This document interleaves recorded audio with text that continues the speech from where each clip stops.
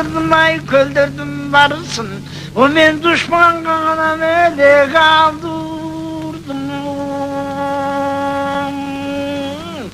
Kakanga girip kayrılıp karagırılıp oturgan. Kablandan ayrılıp calgırılın takırı çok sopol olup gel atam. Yüzümen ayrılıp men tokolgana bulup gel atam. Kuyruğum çok, calım çok, takış bulup gene tam karaldardan acırap. O men bir baykuş kana olup gene tam. Parsa gizbesin caydı görmeye çıkıp gene tam. Asıldardan ayrılıp cangız kalıp ayıkrap men öldü gene çıkıp. O gene tam ayaşın. O karana gülüp kan yutkan.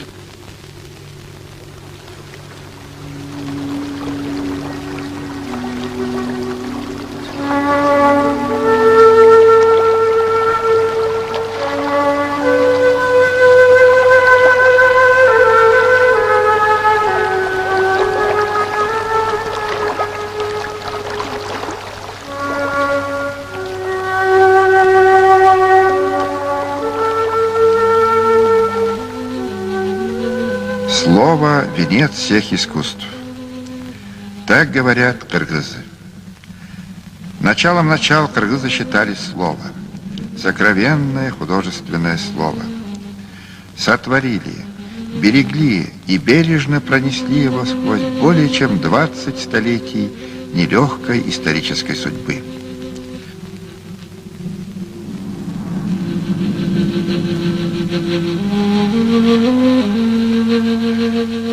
Поэтический гений народа вызвал в жизни многочисленные эпические сказания, так называемые малые эпосы. Это Эртөштүк, Коджажаш, Жаңыл Мырза, Эртабылды, Кедайкан, Курманбек и так далее. Всего более 30 названий. Но этот достаточно обширный перечень малых эпосов не исчерпывает всего эпического наследия киргизского народа. Многие эпические сказания не дошли до наших дней, затерявшись в песках времени. Каждый из этих малых эпосов ни по объему, ни по своему содержанию не уступает лучшим образцам мировой эпики и мог бы по праву стать духовным украшением любой национальной культуры. Но все они, следует признать, кажутся малыми детьми рядом с величайшим титаном эпического наследия киргизского народа Манасом.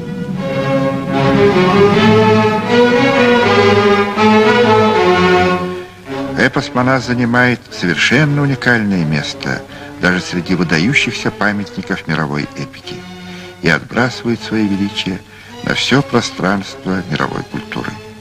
И не вина эпоса, а беда, что высочайшие художественные горизонты гениального киргизского сказания, его неповторимый поэтический мир пока остаются недоступными взору всей мировой культуры. В стародавние времена, когда раннее еще не кончилось, а позднее не началось, появились на Алтае люди в высоких войлочных шапках. Вид у них был изнуренный, а белоснежные колпаки серыми от дорожной пыли. То были кыргызы, изгнанные китаями со своей древней родины небесных гор.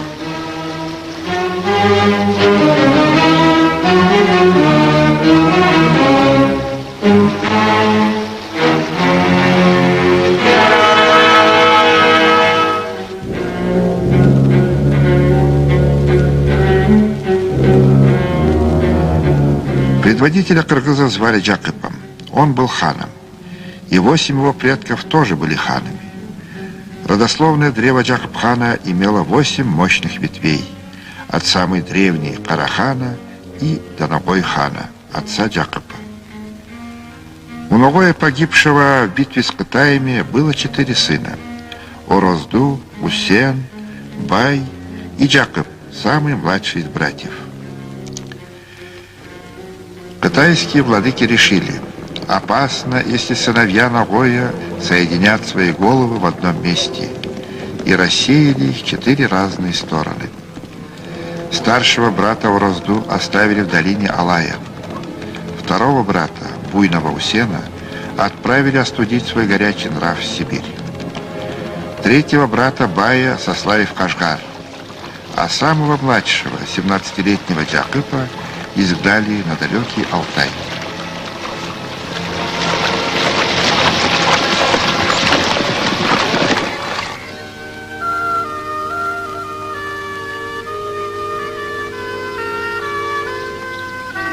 В кротости и трудолюбии возродился род Джакыпа.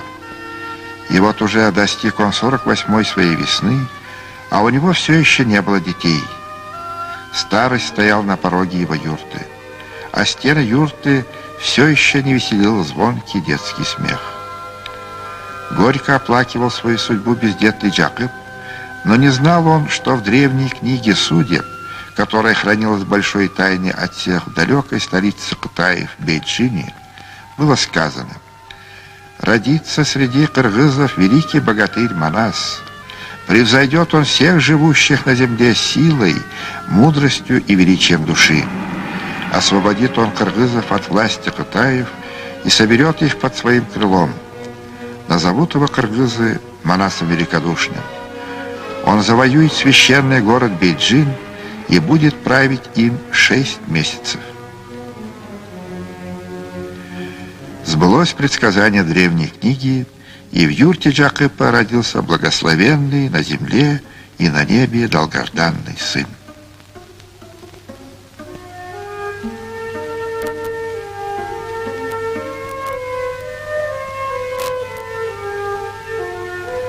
В честь рождения сына Джакып устроил щедрый пир и пригласил на него мудрых старейшин из разных племен и народов.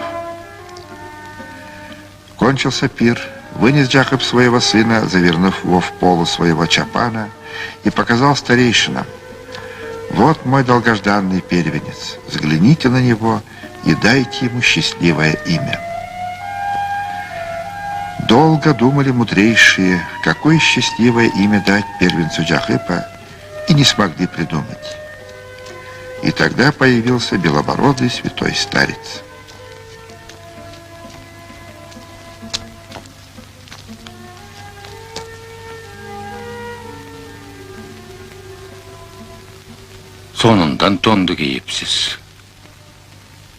Все вы одеты в дорогие шубы, но все вы подавлены и чем-то расстроены, так как не можете дать счастливое имя сыну Бая Джакыпа.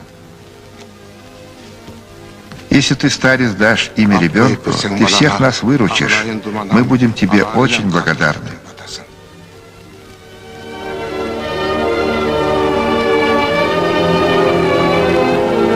Бешігең боосу бек болсун, хундагың боосу хут У болсун. ребенка все приметы необыкновенного витязя, рожденного для великих дел. Да благословит его Создатель, да умножит его дни, да будет имя его Манас, да будет он счастливым. Людям понравилось это красивое, звучное имя, но никто не знал, что оно означает. Таким образом, фольклорная традиция намекает на таинственную священную природу имени Манас. Потому оно и необъяснимо, говорят сказители, что имеет божественное происхождение. Именно по этой причине гордое имя Манас сохранилось в одном единственном числе в богатой и разнообразной киргизской ономастике. Имя превратилось в титул, в символ. Ученые полагают, что имя Манас этимологически восходит к сирийскому «мани» – учитель, вождь, и объясняет это широким распространением манихейской религии в Центральной Азии в VIII веке. По свидетельству известного туркменского ученого, дешифровщика древних текстов, в основе эпоса лежит древнеарийский миф о первочеловеке, а само имя эпического героя означает на санскрите «дух человека», «первочеловек».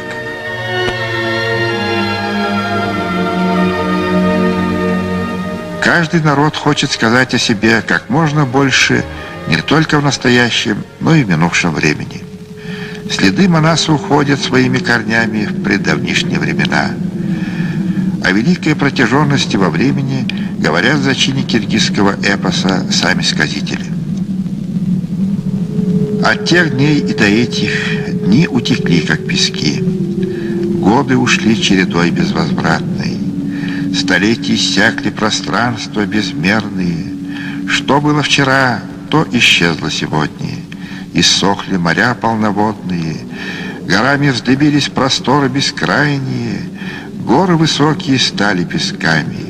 Города многолюдные, племена разноликие исчезли в бездне времен.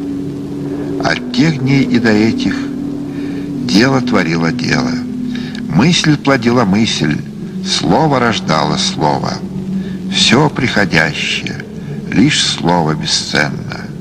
Все приходящее, лишь слово нетленно.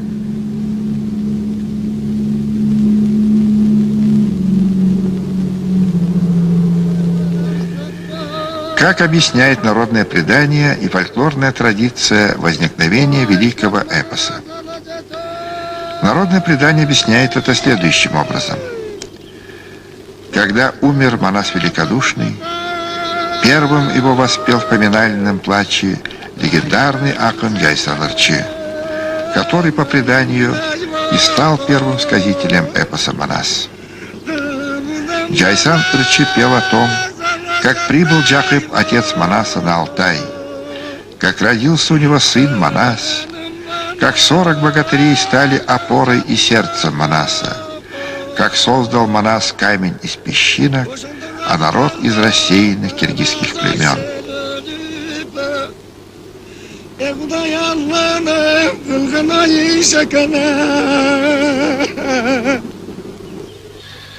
Geçecek becinden veren oy gelgen doya Emicek eyvağın esende görgende Tartışıp jatkanda Akabay tamoşağa koy batkan doya Eneken borunağına tartkanda Nar keskeni tatalgan Oşunda jaratına görбөй Manastın Beybaktın oşunda da gözü kaşolgan Çağalınan Manas karanın Kahpecinge varganda Karamancığı tayğı Kapaldap koldu salganda Oşunda oyun Manas köyjalın Oşun kırgız bul menen Neçen ilek yol menen Oşunda mancığı da Manas barganda День сменялся ночью. Ущербная луна круглый, а голос Джайсана Ырчи не умолкал.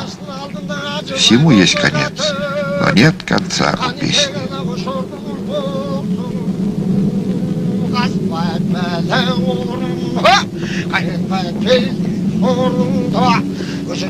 Вот так объясняет эпическая традиция рождения киргизского эпоса. А как объясняет современная наука генезис киргизского эпоса? Согласно теории одного из крупных фольклористов Запада Андреаса Хойстера, эпическим ядром и центральной осью эпоса может стать значительный и самый драматический эпизод из истории народа. Например, Великий поход. А само эпическое сказание может вырасти из отдельной эпической песни, которая, разрастаясь, может превратиться в последующем народный эпос. Попытаемся же выяснить, было ли в истории киргизов событие, сопоставимое с эпическим Великим походом. И была ли в нашей истории личность, послужившая прототипом Манаса Великодушного?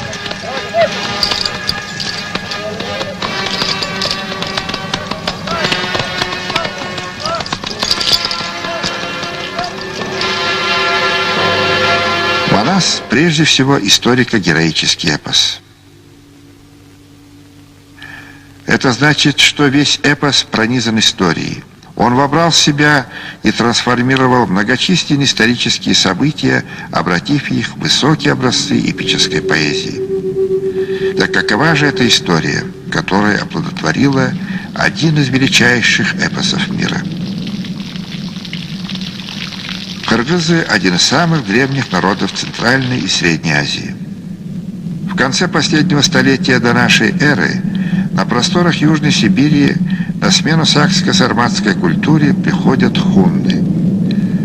От смешения хуннов, самодийцев, туба, азов и денлинов и образовался племенной союз кыргызов.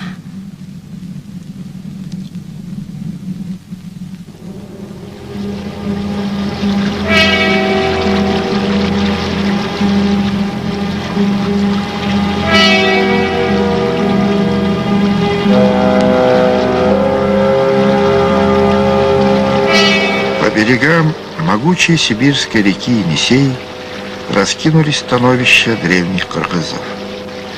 Это было мощное для своего времени кочевое государство, которое могло выставить 80-тысячное строевое войско.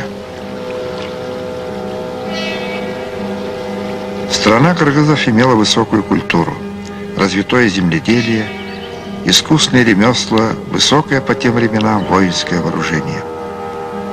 Кыргызы вели оживленную торговлю со Средней Азией, Восточным Туркестаном и Китаем. Аристократический кыргызский род Беги вел свою родословную от мифических предков барсов. В VII веке на Енисее складывается древнекыргызская письменность, о чем свидетельствуют найденные на Енисее свыше 120 памятников древнекыргызской письменности.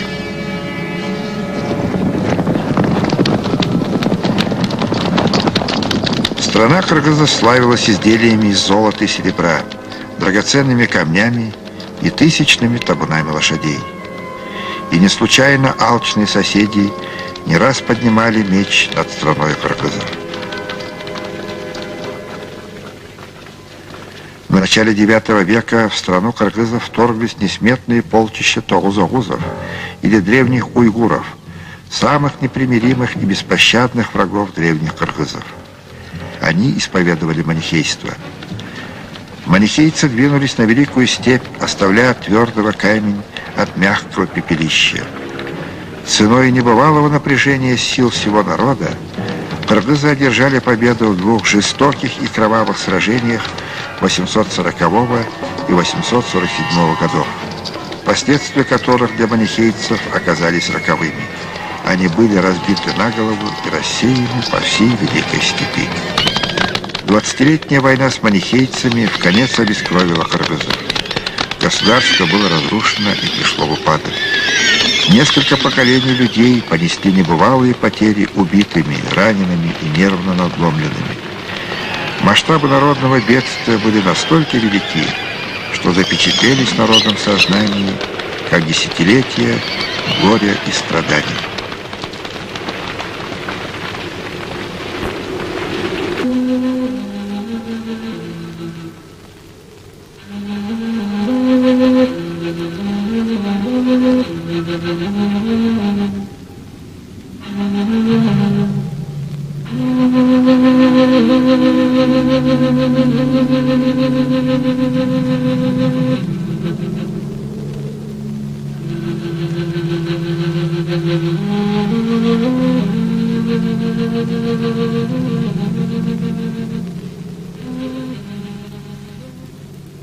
Но пришел народный вождь, который сумел объединить раздробленные племена, вновь собрать их в один мощный союз.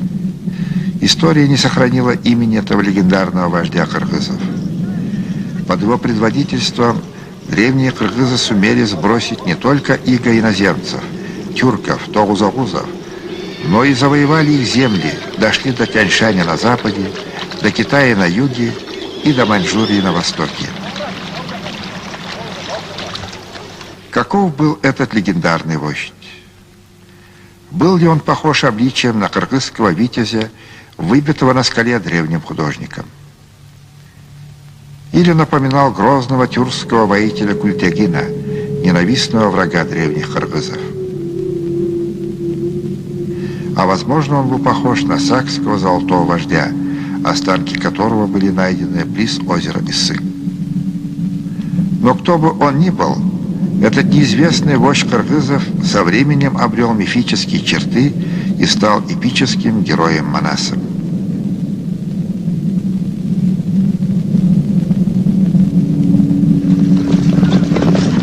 840 год. Кыргызский каган Хюнгу Чанмин собрал грандиозное по тем временам 100-тысячное войско и выступил против тогузогузов.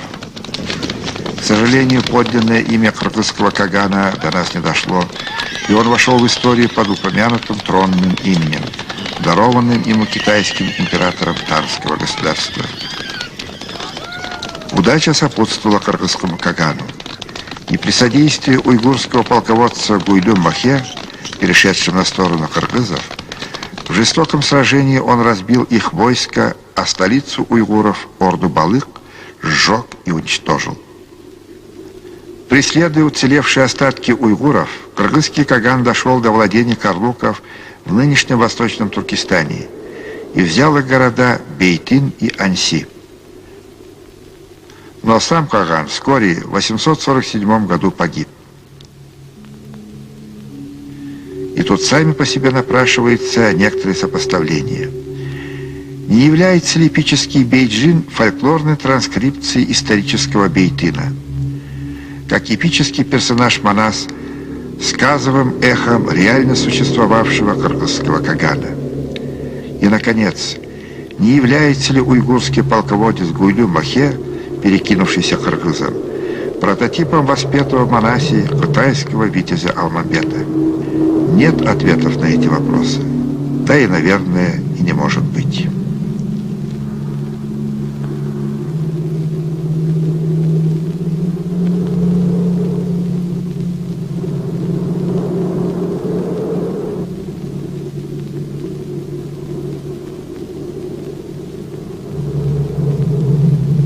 Барс-бек. Трагическая фигура нашей далекой истории. Этот выдающийся кыргызский каган погиб в 710-711 годах.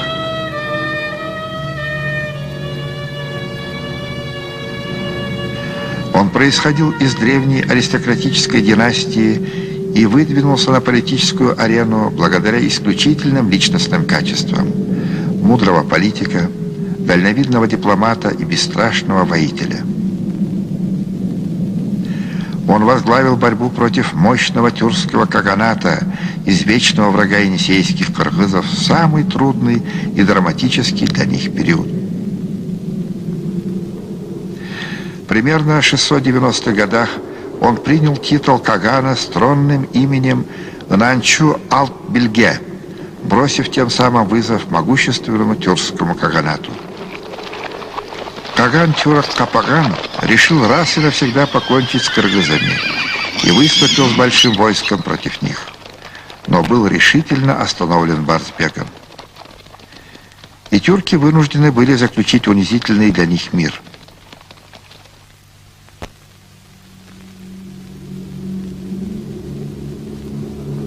Тюркский каган признал Барсбека равным себе и, мало того, решил с ним породниться, отдав ему в жены свою младшую сестру-княжну.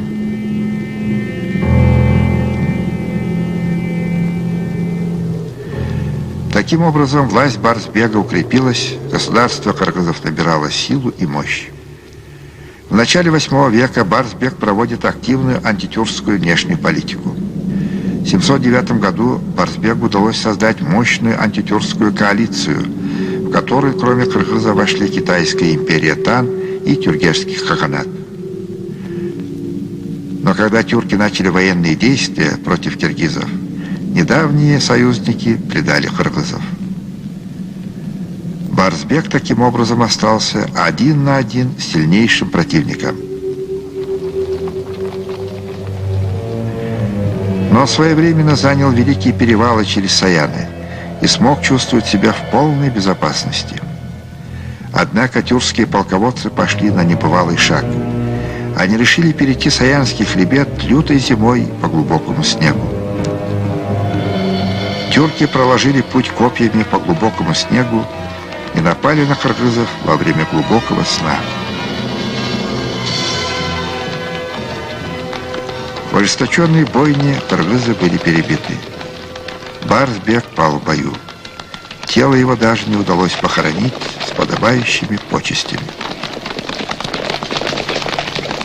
Вероятно, мы уже никогда не узнаем подлинное имя народного вождя-освободителя, прообраза эпического героя Манаса. Но не это важно. Важно другое. Выдающиеся вожди прошлого вдохновили народный художественный гений на создание грандиозного эпического цикла, где их образы трансформировались в обобщенный, могучий образ кыргызского богатыря Манаса.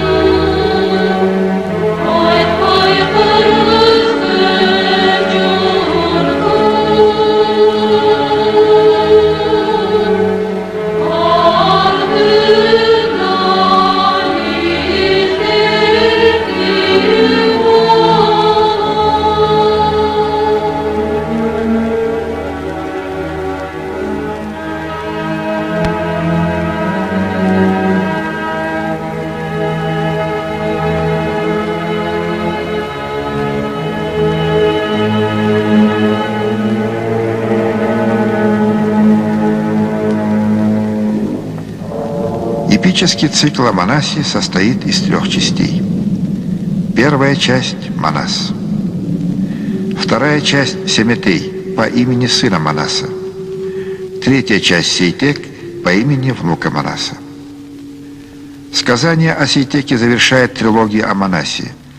Продолжение сказания о Манасе можно проследить и дальше, но это уже не полноводные реки народного творчества, а скорее худосочные фольклорные речушки, малоизвестные в народе. Одна из уникальных особенностей Манаса, поражающая воображение, его необъятность, не имеющая аналогов в мировой фольклористике. Манас по своим грандиозным масштабам превосходит все известные эпические произведения мира. Только первый цикл эпоса по варианту Сагымбая Оразбакова составляет 183 тысячи стихотворных строк или 263 печатных листов. Вариант эпоса, записанный со слов Саякпая Каралаева, составляет более 500 000 стихотворных строк или 750 издательских печатных листов, что составило бы 20 объемистых томов книжного издания. Поистине, это целый поэтический океан. В 10 лет юный Манас был возведен в достоинство хана, и власть его теперь простиралась над всем 40-племенным кыргызским народом, от Алтая и до Небесных гор. И стал Манас вождем кыргызов. Много чудесных строк посвящено в эпосе богатырям, но вершиной поэтического творения народа является центральный образ героя Манаса.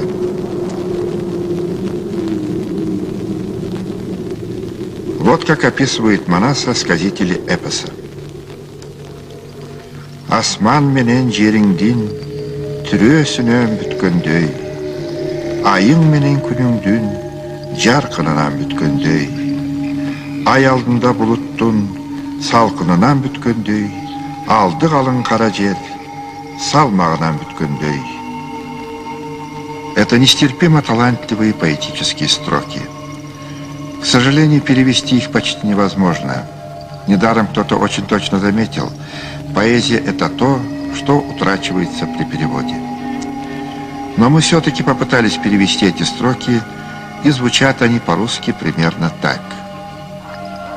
Словно создан из опоры неба и земли Манас, словно соткан из света солнца и луны Манас, словно собран из прохлады подлунных облаков Манас, словно создан из тяжести толщи земли Манас.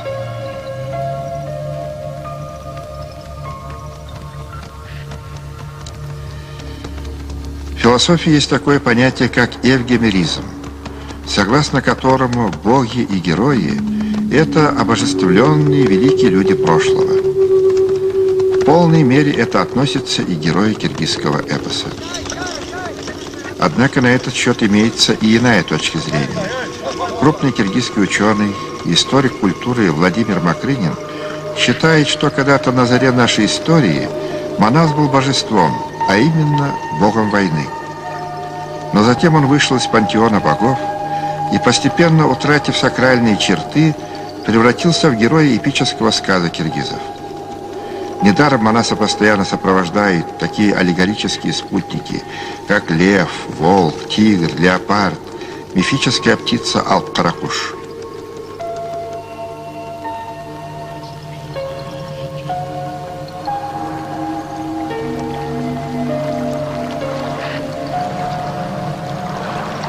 Главная черта героя – душевная широта, благородство и величие души. У Манаса много поэтических эпитетов – сивагривый, лев, тигр, леопард. Но главным достоинством героя является не физическая сила и храбрость, а душевные качества – благородство и великодушие. Поэтому самый почетный эпитет «Айкёль», то есть великодушный, применяется строго только в адрес самого Манаса. Относительно внешности Манаса мы придерживаемся следующей концепции. Для нас Манас является воплощением идеального народного духа. Поэтому едва ли будет правильным привязывать его к внешним чертам конкретного человека. Этим мы разрушили бы тайну и загадку сакрального образа эпического героя.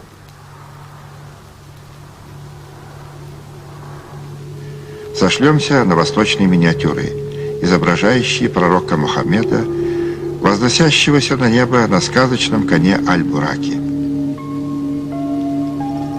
Лицо у пророка закрыто тканной завесой. Средневековый художник ясно дает понять, что каждый в меру своей фантазии и воображения волен представить себе по-своему священный лик пророка Мухаммеда, как мы – облик Манаса Великодушного.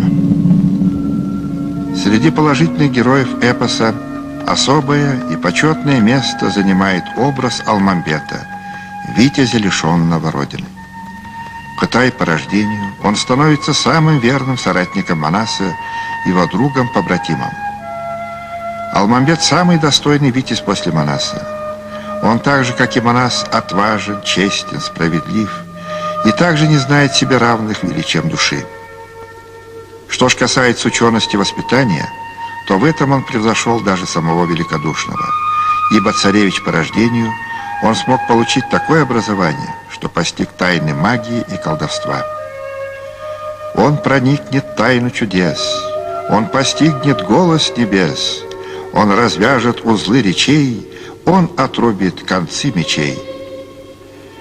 По версии Сагамбая Оразбахова, Алмамбет покидает родину из религиозных мотивов.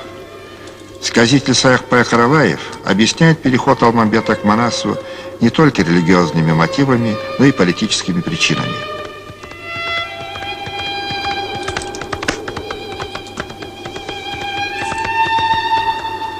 Старый Джахабхан, отец Манаса, совершает обряд побратимства и объявляет их кровными братьями.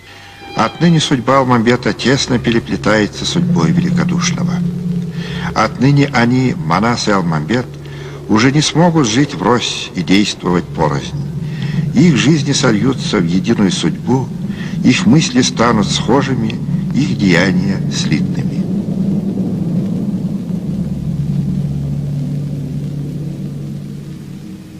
И не случайно Алмамбет женится на самой близкой подруге Ханыкей Арауке и почти одновременно с Манасом находит свою героическую кончину.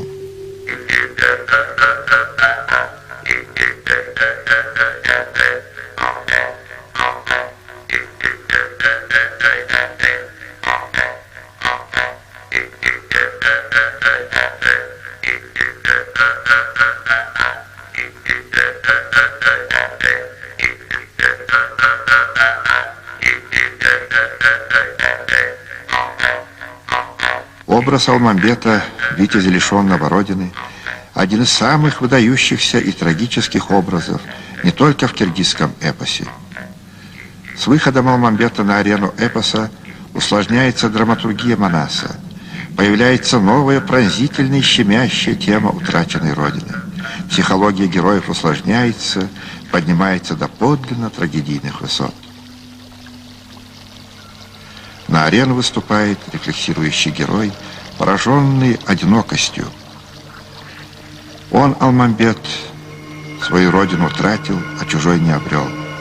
Во главе Манасова войска он идет воевать свою родину, свой народ. А что может быть трагичнее этого? Потому как в том или ином обществе относятся к женщине, принято судить о нравственном климате данного общества. Кочевое сознание придавало роли женщине-матери, женщине-супруге особое, чуть ли не сакральное значение. Истоки этого необычного отношения к женщине, вероятно, были сокрыты не только в самом кочевом укладе народа, но и в остаточных пережитках материнского культа предков, в некоторых элементах первобытной магии и в богатой мифологии народа. Образ женщины олицетворял в сознании кочевника образ матери природы и жил в кочевом сознании в идеальной гармонии с ней. Примеров тому можно привести множество. Вспомним культ матери, прародительницы Умай-Эне, покровительницы домашнего очага, врачевательницы и хранительницы потомства, глубоко вошедшей в обыденное сознание киргизов. Коснувшись феминистических представлений древних киргизов, приведем еще несколько любопытных фактов. Так распространенный и ныне треугольный нагрудный амулет напрямую связан с идеей плодородия и потому имеет треугольную форму женского лона. Ала берем ай üstünde Ammen şevağız kestiren Kara bulut üstünde Обратимся к ритуалу осквернения, который бытовал среди кочевников в далекую домусульманскую эпоху. Над мужчиной, обвиняемого в особо жестоком и отвратительном преступлении, совершали нравственную казнь. При огромном стечении народа его лицо накрывали женским лоном, тем самым обрекая его на несмываемое и вечное позорище. Таков был темный обычай старины. Но существовал, однако, и другой древний обряд – символический акт исцеления лоном непорочной женщины-супруги. Этот древний магический ритуал назывался Ок-Атто, или переступание через стрелу. Он нес в себе очищающий нравственный смысл. Кочевое сознание допускало, что непорочная верная жена способна на чудеса и может даже извлечь из глубокой раны застрявшее там жало стрелы. Стоит такой женщине переступить через раненого.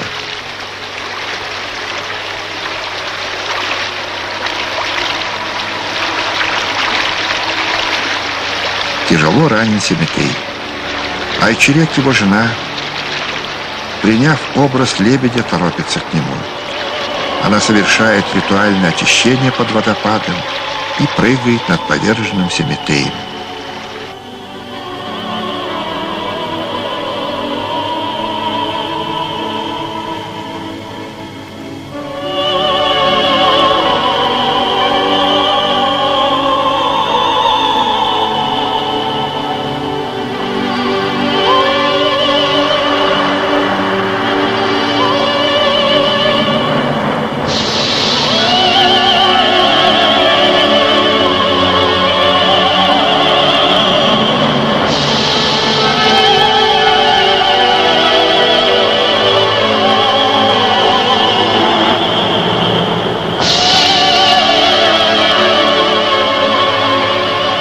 Величайшая заслуга эпоса – создание идеального женского образа – женщины-матери, жены, друга. Каныкей – воплощение лучших женских добродетелей. Прежде всего, она, разумеется, непревзойденная красавица. К тому же она мудра, образованна. Но самое главное, ее отличительная черта – верность, преданность и высокая нравственность. Как говорится в эпосе, разорванное она свяжет, рассыпанное соберет. Отныне Манас достиг своего эпического совершенства. Не жену он взял, а крылья обрел. Ни от одной беды заслонит она героя, ни от одной смерти спасет его, и ни одну рану залечит ему. Она увеличит силу Манаса, она умножит славу Манаса. Она станет верной супругой, мудрой наставницей и преданным другом. Ее постоянно сопровождает добрый ангел в образе маленького мальчика, который охраняет и предупреждает ее о приближении беды за 6 месяцев.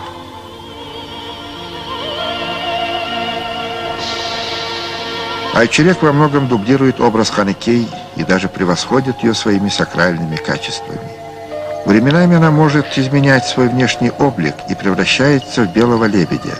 Этот древний мотив лебединой девы восходит к ранним языческим, манихейско-буддийским представлениям и намекает на божественное солярное происхождение Айчерек от небесного доброго духа. Сакральное начало несет в себе жена Алмамбета Аруке, которая тоже может менять свое обличие по собственному желанию.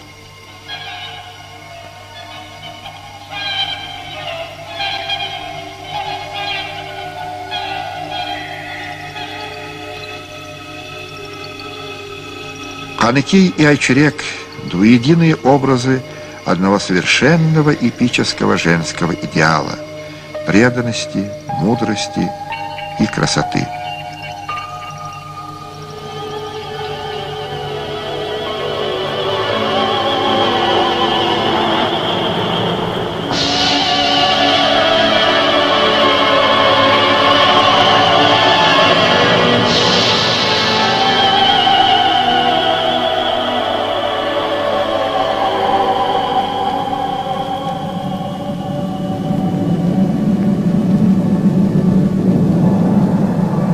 Мы не знаем, кто был первым сказителем эпоса. Возможно, это был один из 40 дружинников Манаса. Возможно, это был безвестный овечий пастух или табунщик.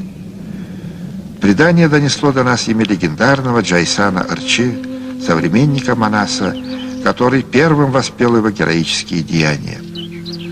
В самом эпосе упоминается имя и другого сказителя – Арчеула, дружинника Манаса. Народная память сохранила имена выдающихся сказителей прошлого. Это Кельдебек, Балы, Аклбек, Назар, Наймамбай, Калмырза, Джандаке, Чоодон. Прямыми наследниками этих великих сказителей в советский период были Чойке, Шапак, Тоголок Молдо, Багыш, Молдобасан, Сагымбай и Саякбай. Это те великие сказители, благодаря которым мы сегодня имеем эпос Манас.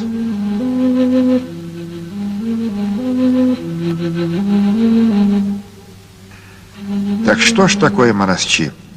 И как они появляются? На этот счет имеется красивая, но уже ставшая традиционной легенда. Было жарко. Юноша ехал на быке.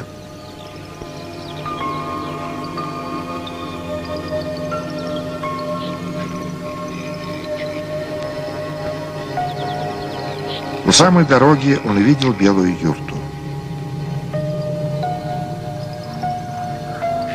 Гильбола.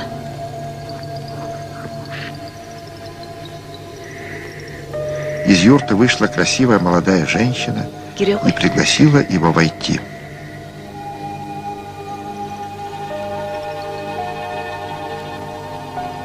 Арбагла гария? Арбол болам.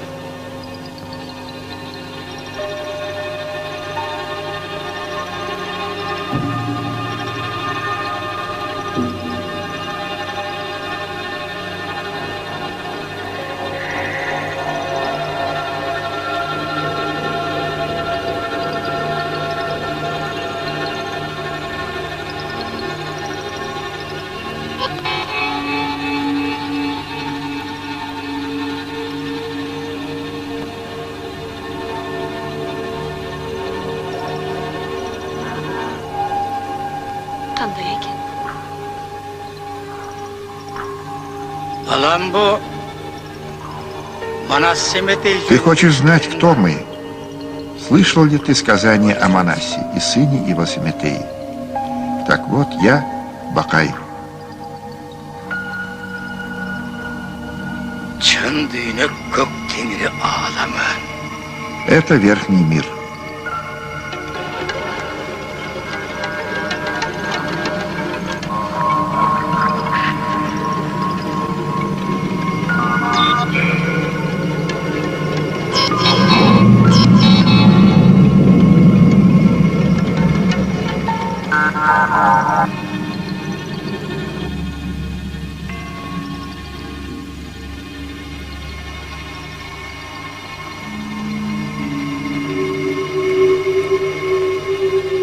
Olsa kara jir aldı. O düğüne ağır. А это нижний мир. Мир хаоса и огня.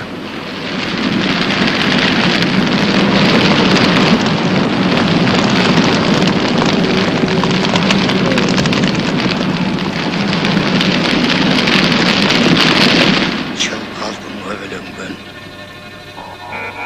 Köygün tuman gözlengen. Весь закованный в сверкающее золото, чье лицо не видел никто из смертных, чьи глаза словно сумеречный туман, это сам Манас Великодушный. Altın aydar. Золотокосый в огненно-красном кушаке, единственный сын Азизхана, высокородный царевич Алмамбет.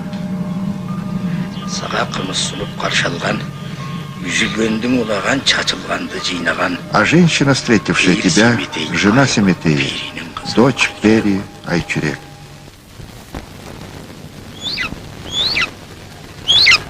Aleme baban bakayım ben bulun. Ortun düğüne cir denir ağlamı. Это средний мир, мир людей и зверей.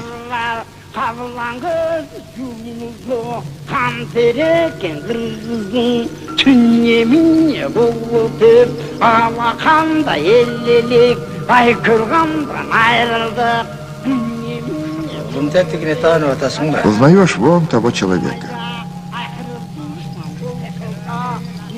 Он — это ты. Şal degen taksi. Sen uzak ömür sürüp, çok çomukçu olasın.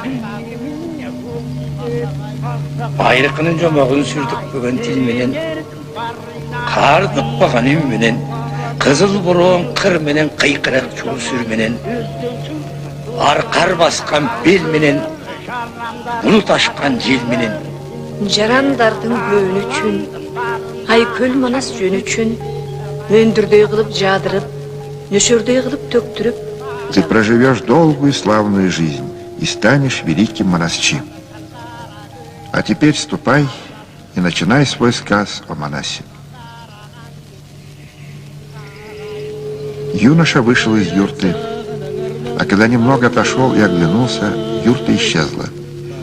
И он неожиданно почувствовал прилив бесконечно длинных и прекрасных песен о Манасе. С тех пор он стал сказителем эпоса Манасчи и рассказывает навеянные чудесным видением напевы и песни о Манасе.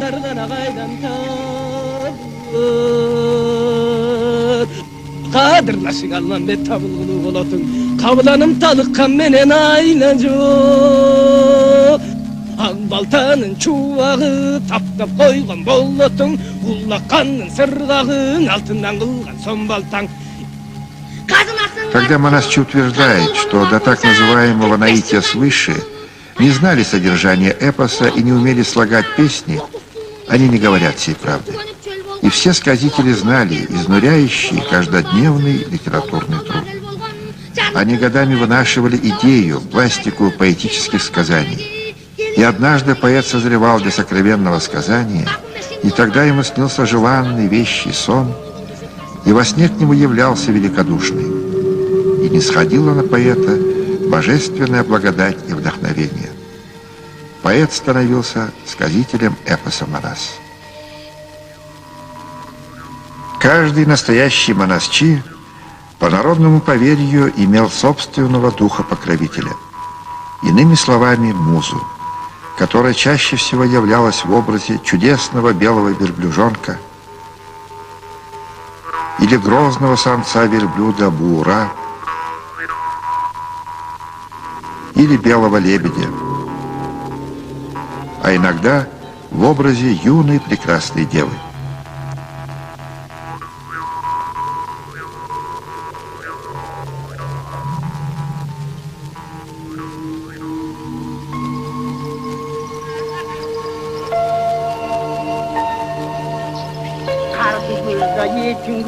Kar üstüne kan tamsa, kandan kızıl betin gör, şekerli gör, sözün gör, altın kız gör, özün gör, belli tutsan beyt ayday, bilgili sul beyt alay, bunun özün surulasan, kaz kazaktay sövülüp, dünyede göründü, görü alıp kök aldın, kök kömüldü bölündü.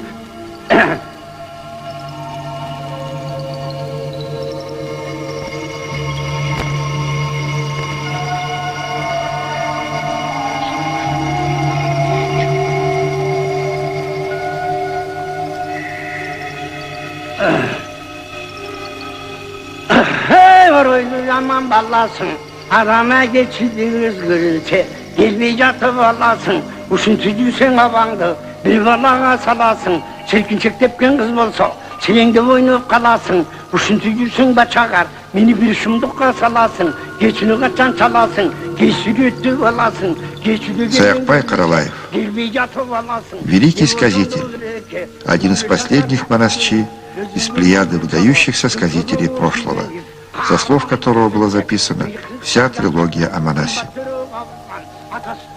Саякпай Каралаев был не только великим поэтом-импровизатором, но и выдающимся драматическим актером, которому были подвластны многие тайны актерской магии. Его искусство является вершиной монотеатра. Это целый образный мир в развитии исполнительского искусства. Каждое поколение слушателей эпоса превозносит до небес сказителей своего времени. Таким сказителем для нас был Саякпай Каралаев. Нам, слушателям Саякпая, казалось, что самый гениальный и выдающийся монасчи всех времен – это он, Саякпай. Так продолжалось до тех пор, пока мы не открыли для себя чуть запоздало другого истинно великого монасчи советской эпохи Сагымбая Орозбахова. И тогда мы, с сожалением, вынуждены были признать, Сагымбай, конечно же, поэт из поэтов, и что его волшебная поэзия необычна и ни с чем не сравнимое высочайшее искусство. Но от этого поэзия Саякпая Каралаева не померкла, а только приобрела для нас иной смысл и красоту. И сегодня два великих монасчи нашего времени, Саякпай и Сагымбай, выступают как двуглавые вершины одной величайшей эпической горы Манас.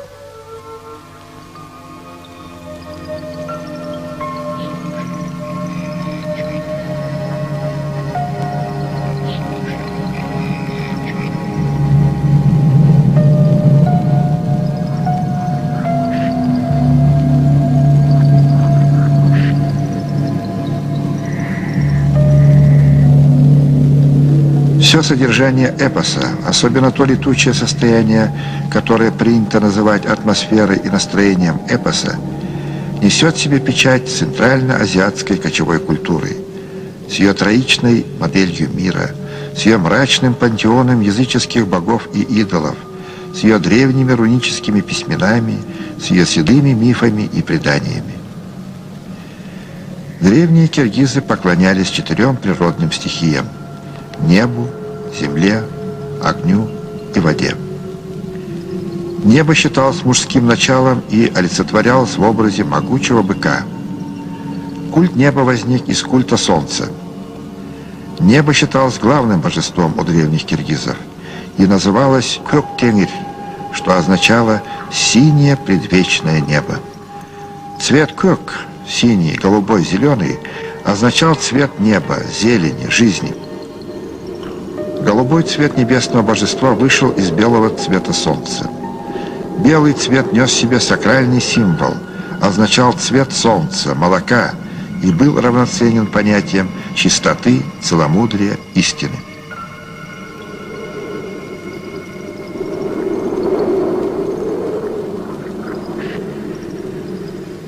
Вот уже несколько тысяч лет витает над Азией дух великой азиатской богини Умай. Великая прародительница мать Умай была вторым по значению божеством после Көктеңир. Она была женским божеством, считалась покровительницей домашнего очага, хранительницей потомства, богиней плодородия. Трехчастное вертикальное разделение Вселенной на верхние, средние и нижние миры сохранилось у большинства народов Сибири, в том числе и у киргизов. В верхнем мире летали птицы, могучие быки катили солнечные повозки, по голубой небесной сфере бежали олени, лоси, плыли чудесные челноки, которые увлекали в них души усопших. В среднем мире обитали люди. Он имел зеленый цвет жизни. Нижний подземный мир был страшен и мрачен. В нем жили злые духи. Страшные головоногие личины терзали живое, и в смрадных испарениях плавало подземное черное солнце. Это был мир мрака и хаоса.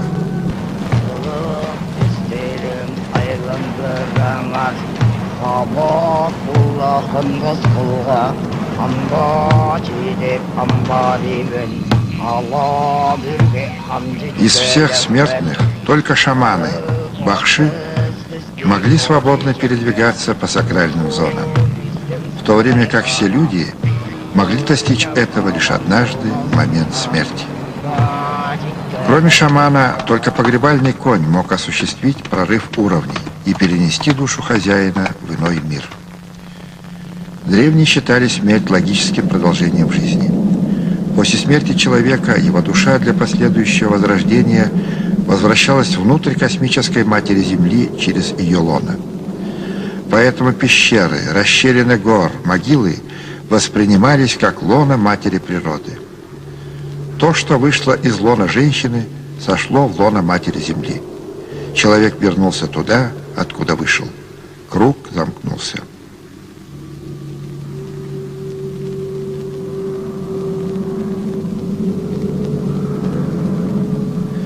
Мертвецов боялись их возвращения. С этим было связано множество погребальной символики.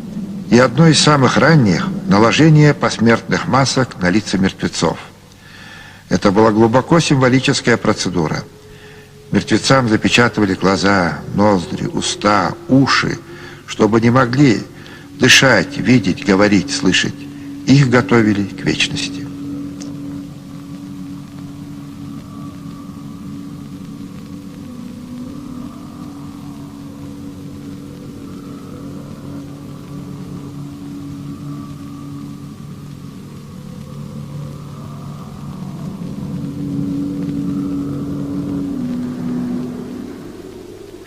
Древние киргизы исповедовали культ предков. С приходом ислама культ предков смешался с культом мусульманских святых и породил странный симбиоз язычества и ислама, как почитание священных мазаров. Эпос «Манас» создавался в течение длительного исторического времени. Именно в силу этого в разные эпохи он по-разному выражал категории времени и пространства. Архаический пласт эпоса – круговое время. Более позднее – линейное, необратимое время.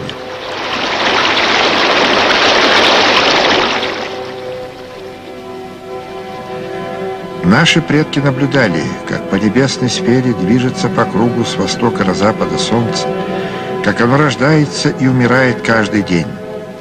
Мир воспринимался как вращение в великом кругу.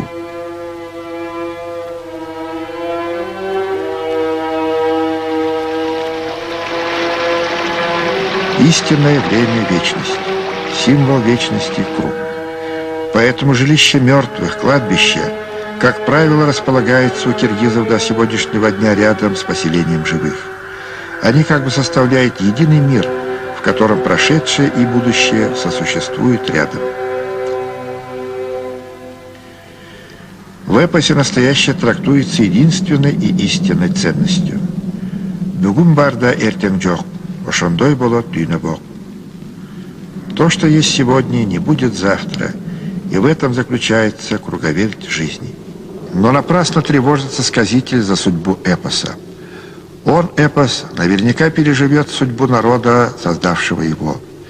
Погибнет Манас Великодушный, но зато из пепелища возродится второе поколение героев эпоса. Погибнет и Семетей, но восстанет из небытия Сейтек. Уйдет из жизни Сейтек, на смену им появится Эр-Сарым. И так будет вечно. Времена, как ветер, будут гнать волны поколений, сменяющие друг друга. И в этом круг вечности киргизского эпоса. И в этом философский смысл сказания о Манасе. Gönmene dalaca atasına getirdim. Oğul koşuldu bozkaymanlıdan çok. Atanın kürüsünü kaygandım çok. Uç bezevdeki toy gibi nokcayın. Toydan aydan ayrıldım toy deyin dedirim. Gelmeyenden ayrıldım gelmeyeni koşacak. Bolotumlu olotumlu koy gelmeyeni jotumlu koy. Jalpan ırkıt karanar aylanayın gelmeyen. Yüksek malediğin altayçılık alamga. Güllazık men oldarı yüksek maledi. Bugün gelmeyen ayrıldınız oğlum. Когда Саякпай Караваев сказывал скачки Тайтару, гибель богатырей или встречу Бакая с Семетеем, невозможно было слушать его без комка в горле, без слез на глазах. Плакали слушатели. Не мог удержать слез и сам сказитель. Саякпай вызывал у слушателей настоящее потрясение чувств. Доводил их до экстаза, и тогда для присутствующих внезапно приоткрывался во всей своей величайшей красоте и суровости сокровенный смысл древнего сказания, его истинные трагедийные высоты. И разве это не был очищающий душу катарсис великой трагедии? Так оно и было. Трилогия о Манасе – великая трагедия своей эпохи. По своей внешней структуре, внутреннему содержанию и семантике эпос Манаса относится к одному из самых высших литературных жанров, а именно трагедии. В эпосе Манас соблюдены и классически соотнесены все пропорции и жанровые признаки высокой трагедии, вплоть до извечной темы судьбы – рока.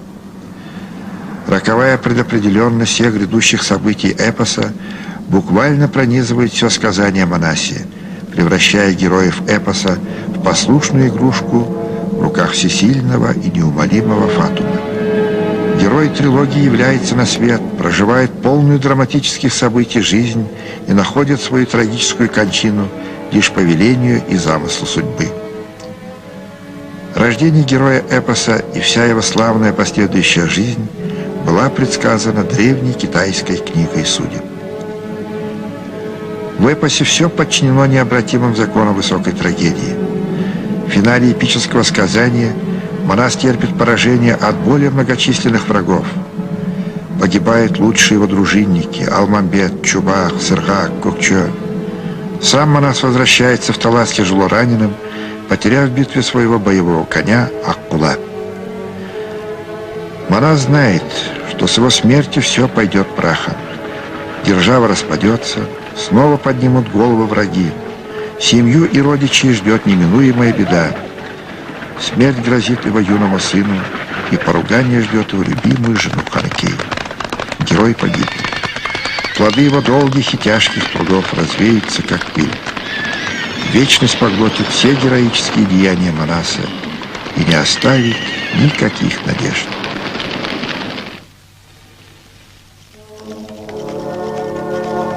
А ведь ничто не предвещало такого трагического исхода, когда Манас Великодушный во главе 300-тысячного киргизского войска начинал великий поход на извечных врагов киргизов – хатаев.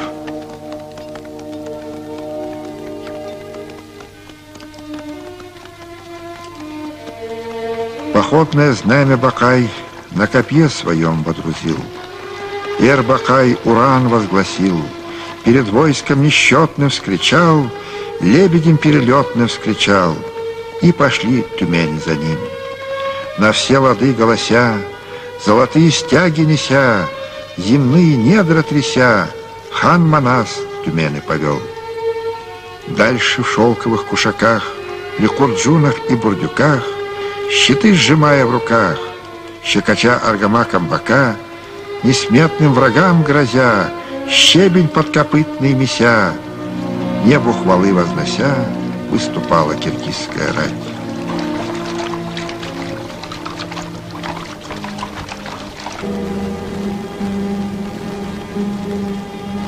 Наступила темная ночь, черная неуемная ночь. Над землей легла ее тень, трудный день, ненавистный день. В этот день погиб Алмамбет, для киргизов затмился свет. Обливались крови сердца, снарядили киргиза гонца, снарядили батыра Ирчи и сказали: к Манасу скачи.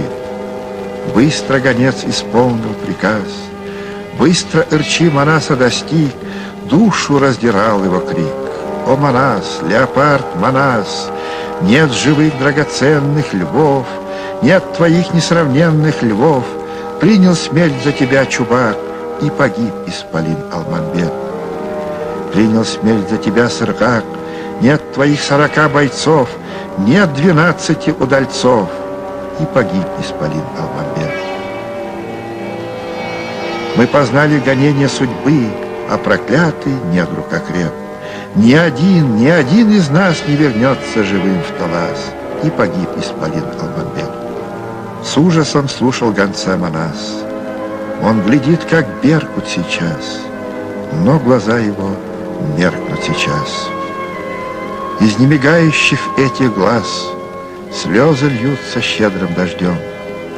Над несчастным киргизским вождем крылья свои простерла беда.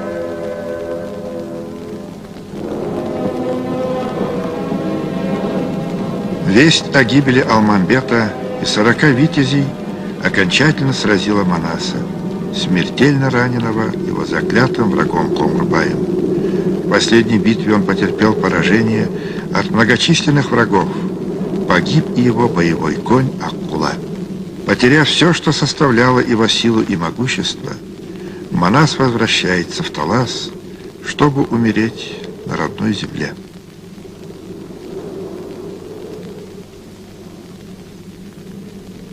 Иступленно плакал Бакай, стал беспомощным грозный лев. Он поднять с подушки не мог головы горемычной своей, становился слабей и слабей. Помутились мысли его, и усы обвисли его. Побежал по телу озноб. Он пристал в последний раз, вспыхнул взор его и погас. Так скончался великий Манас.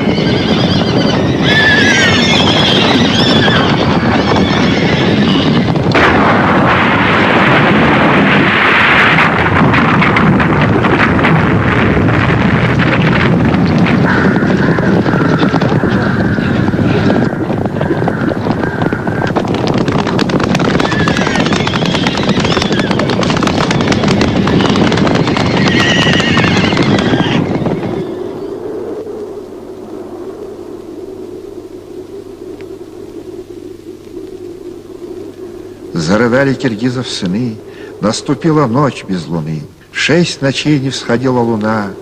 Паныки Манаса жена проливала слезы свои, вырывала косы свои. Пал на землю киргизов туман. Ay batanda tün oldu, aydının curtka dün oldu.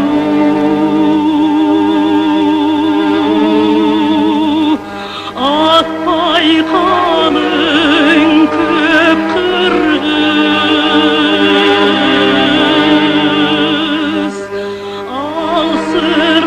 ketip tim boldum.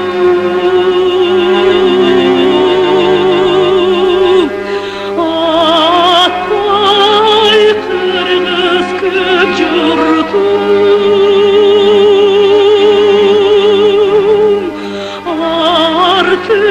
ardından izlettim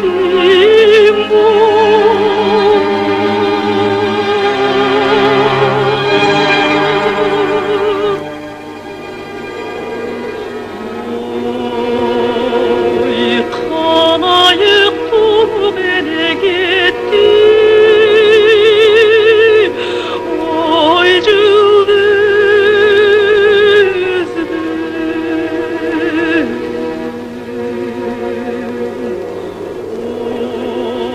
oy kanayıp duygun ele gitti, oy kırgız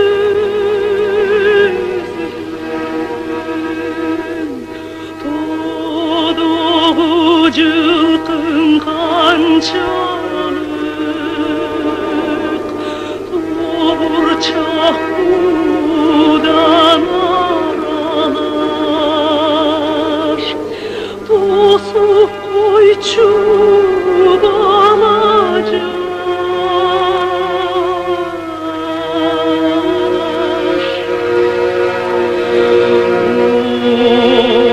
Oy katı gün tozuk ele salvar,